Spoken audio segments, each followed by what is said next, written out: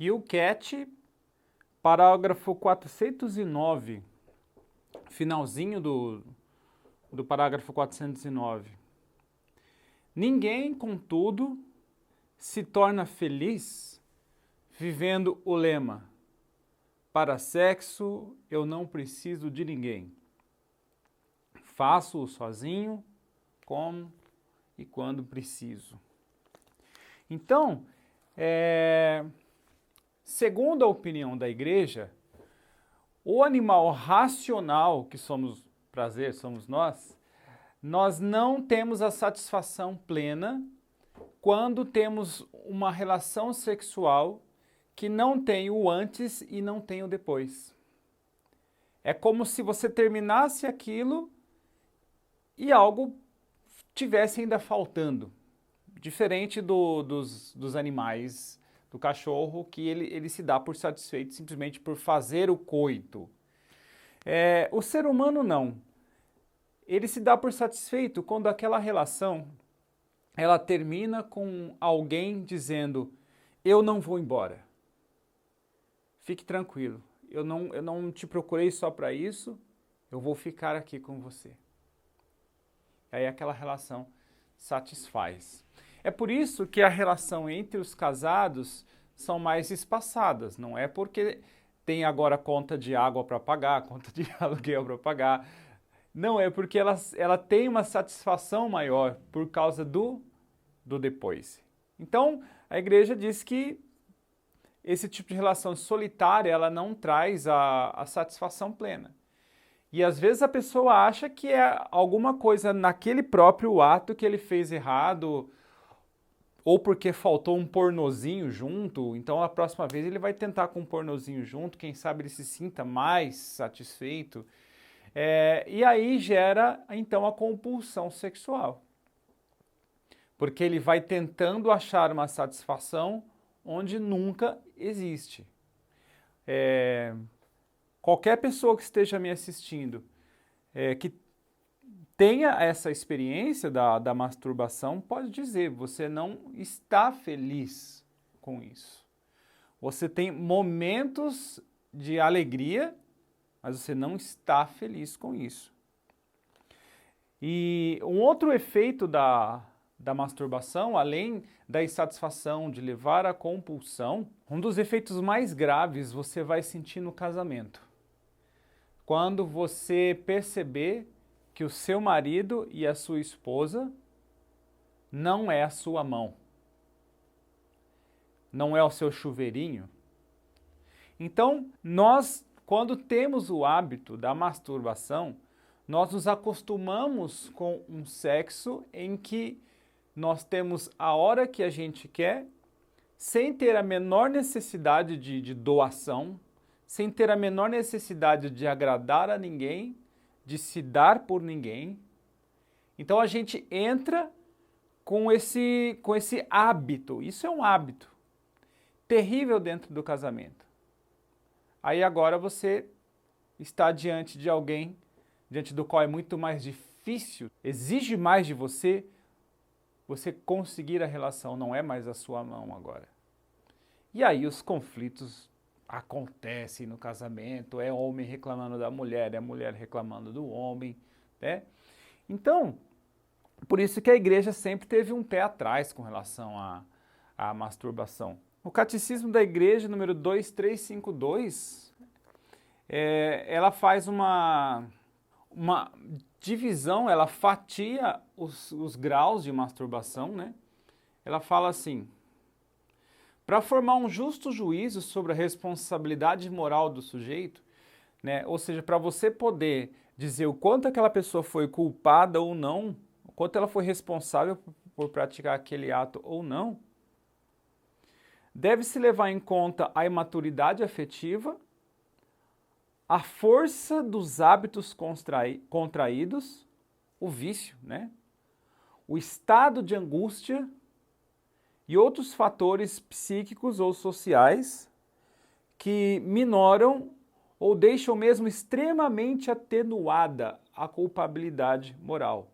Então, embora o catecismo diga que é uma falta grave, isso está aqui também no 2352, que a masturbação é um ato intrínseco e gravemente desordenado. Então, sempre que o catecismo usa gravemente desordenado, é um pecado grave, ou seja, é um pecado onde você não pode comungar sem confessar, né?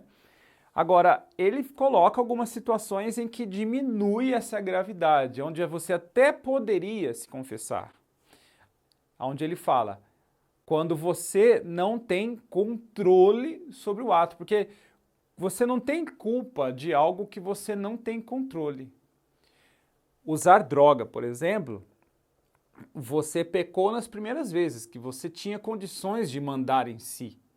Depois que o vício já foi adquirido, a igreja nem considera pecado mais. Claro, você está se destruindo, mas você já não tem mais controle. Então, para ser pecado, você precisa ter a liberdade de decidir entre fazer aquilo ou não. E tem muita gente que chega num estado onde nem a liberdade de decidir mais se vai se masturbar ou não, ela não tem mais essa liberdade. Então, a igreja, ela entende aquilo como que não é nenhum pecado grave. Os estados de angústia, alguma compulsão, onde a pessoa realmente não teve, estava tão abalada psicologicamente.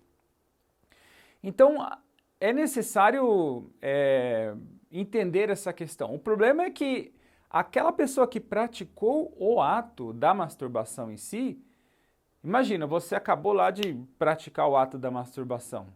Você acha que você tem discernimento, cabeça para entender, não, agora foi grave, não, agora foi leve.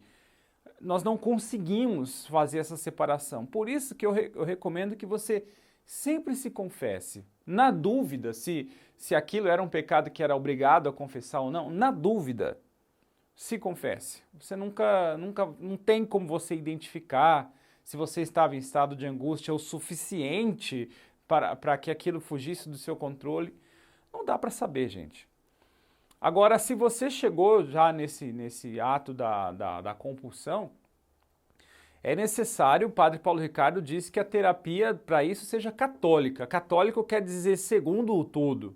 Às vezes a pessoa chega num ponto que a terapia ela é espiritual, quer dizer, missa bem participada, confissões, ela é medicamentosa, às vezes precisa de uma medicação, em alguns casos, e ela é também mental, ou seja, psicoterapia. Eu recomendo que você assista ao curso do Padre Paulo Ricardo, Os Males da Pornografia e da Masturbação. Ele tem um curso de 4 horas de aula bem longas sobre isso, e é onde ele fala essa questão da terapia católica, que abrange o todo, alma, mente e corpo. Aquilo que está desajustado quimicamente, que não está te dando a liberdade de decidir.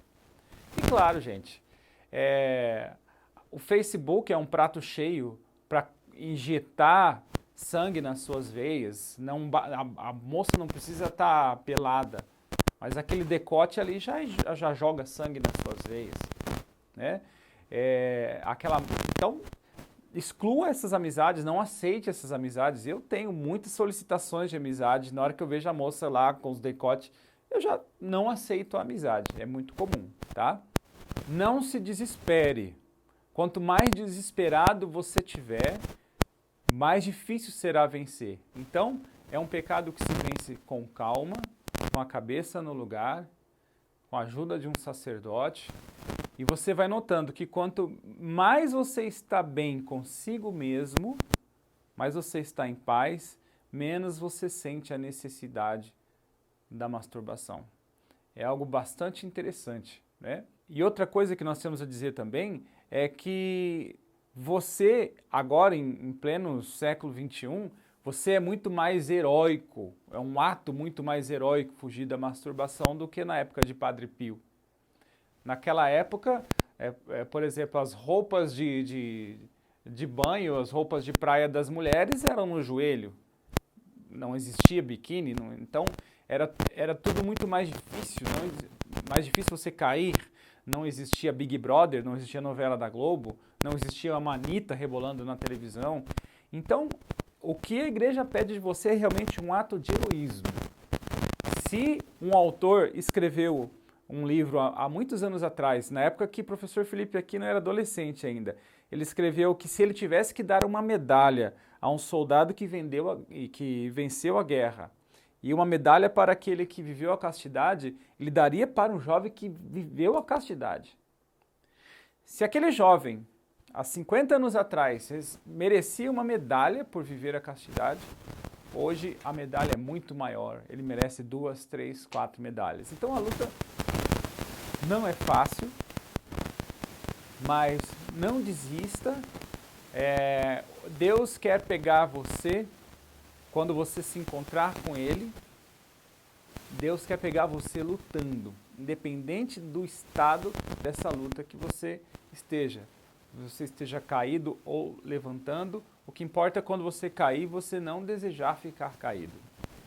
Não esqueça o número de vezes, não se condene pelo número de vezes que você já se confessou, mas que a igreja pede que você lute para se ver livre disso, para um casamento feliz, para um equilíbrio mental. Sim, a igreja pede sim que você faça o possível para se livrar da masturbação. Ok? Deus abençoe, até mais.